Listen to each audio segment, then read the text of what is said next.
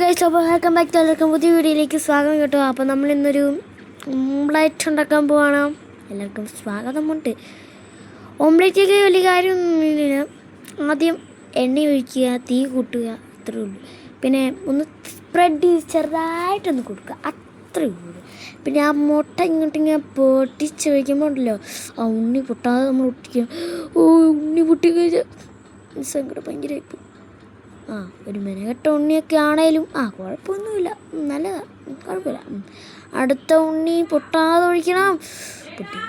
Okay, അത് രണ്ട് ഉണ്ണി നല്ല സൂപ്പറായിട്ടുണ്ട്. അത് കഴിഞ്ഞിട്ട് നമ്മൾ ഉപ്പ് നമ്മുടെ തന്നെ മെയിനാണല്ലോ.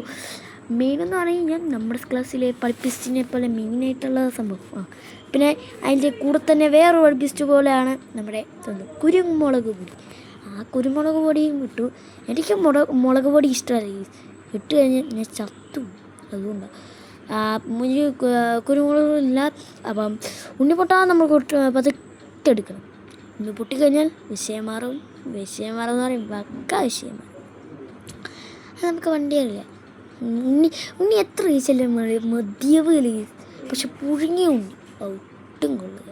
ഓക്കെ, അപ്പം എൻ്റെ അച്ഛനാണ് ടേസ്റ്റ് ചെയ്യാൻ പോകുന്നത്. ഇത് നോക്കാം, ചെറിയ റിയാക്ഷൻ പറയും.